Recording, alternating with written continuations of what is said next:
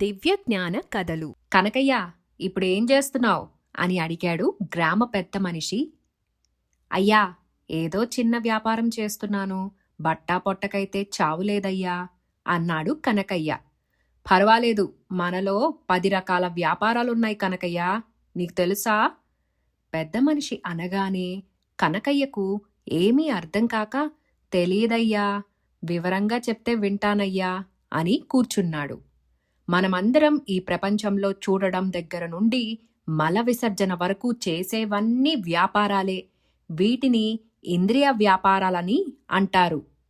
అయ్యా, మరి ఇన్ని వ్యాపారాల వల్ల మనకు లాభమేంటి, నష్టమేంటి అడిగాడు కనకయ్య.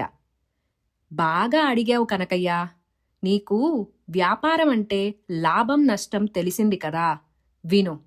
ఆనంద స్థితియే లాభం, ఆయుక్షీణమే నష్టం. కనకయ్య, మాలాంటి వారికి మీరు చెప్పేది ఏమర్థమవుతుందయ్యా?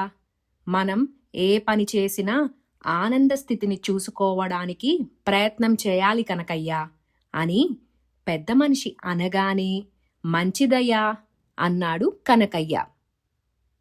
ధ్యానప్రస్థం.